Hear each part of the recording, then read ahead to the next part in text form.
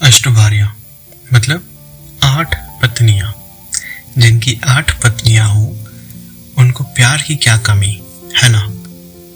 उसी प्यार के बारे उससे पहले जय हिंद। स्वागत है आपका इन दिनों में जब हर तरफ कहीं भी नजर घुमाकर देखे तो कपल्स नजर आएंगे जिनका दावा ये है कि वे एक दूसरे से बहुत प्यार करते हैं। कुछ दिनों के बाद नजारे कुछ और ही होती है। मेरे बिलवेड बताते हैं आगे। एक किस्सा है इसे हिंद राष्ट्र का। मुझे बहुत दर्द हो रहा है। सारे समाज के लोग ये सोचकर हैरान थे कि उनके नायक, उनका मसीहा, उनके राजा, जिनको कभी हल्का सा खरोच भी नहीं आया, और ये पहली बार उनके सर में इतना दर्द। द्वारिका के राजा कृष्ण अब बिस्तर से हिल भी नहीं पा रहे हैं। द्वारिका के हर एक लोग घबराए हुए थे।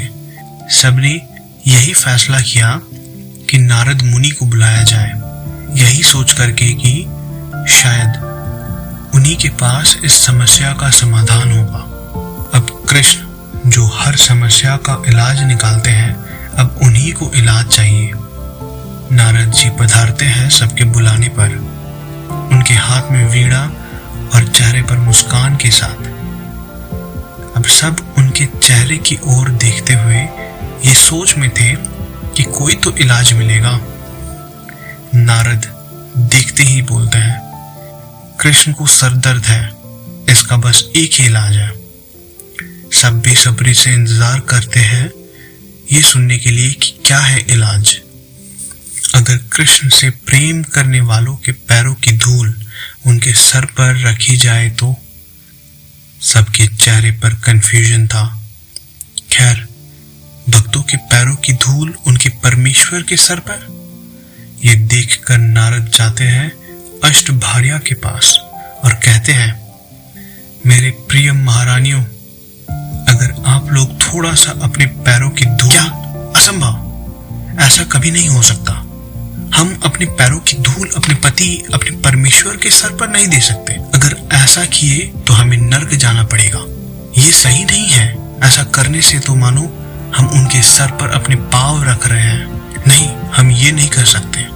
कृष्ण की सारी महारानियां पीछे हट गईं। ऐसी प्रतिक्रिया द्वारिका में रहने वाले बाकी लोगों की भी यही थी। नारद फिर सोचते हैं, एक और जगह जाया जाए, एक और जन से मिल लिया जाए कृष्ण के पास वापस जाने से पहले। तो नारद निकल पड़े एक सुंदर रास्ते से। बेहद खूबसूरत बगीचों, जंगलों से होकर एक गांव वृंदावन की ओर जाता है। वहां देखते हैं गोपियों को जो घड़े में पानी भरकर जा रही थी। उन्हीं गोपियों के बीच एक मुख्य गोपी भी थी। नारद के वीणा और गायन सुनकर वो रुककर नारद को प्रणाम करती है। नारद उन गोपी से पूरी कहानी दोहराते हैं। कृष्ण का सर दर्द से फटा जा रहा है, असहनीय है। ये बात सुनकर गोपी के दिल की धड़कन मानो थम सी गई हो और पूछती है, इसका कोई तो इलाज होगा। नारद को ना सुनने की आदत सी हो गई थी। वो सोचते हैं यहाँ से भी निराशा ही मिलेगी, लेकिन फिर बोलते हैं, कृष्ण से प्रेम करने वालों के पैरों की धूल अगर उनके सर पर रखी जाए तो उन्हें दर्द से आराम मिलेगा। ये सुनकर गोपी के सांसों में सांस आई और मुस्कुराते हुए बोलती है, बस इतना ही, ले जाइए, अभी दे देती हूँ।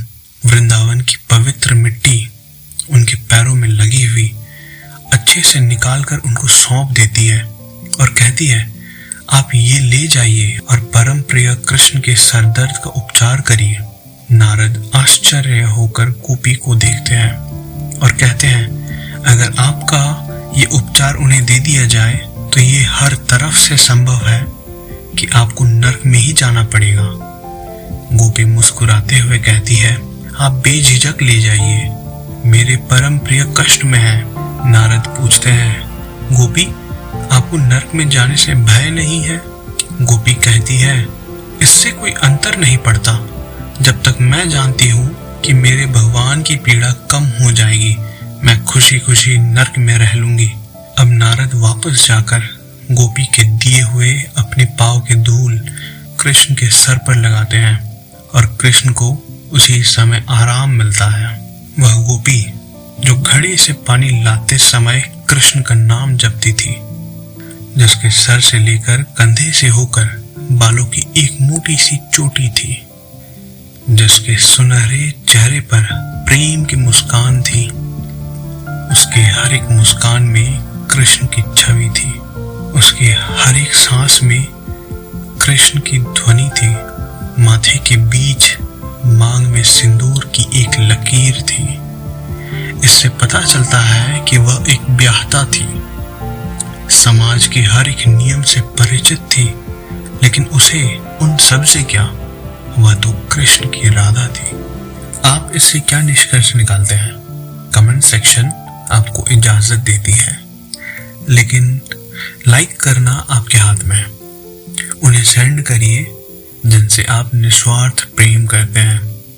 मित्र हो या परिवार हो, हर कोई प्रेम का भूखा है, लेकिन प्रेम का आध्यात्मिक होना जरूरी है। ये तो बिलवड ही अनुभव करवा सकते हैं। राधे कृष्ण।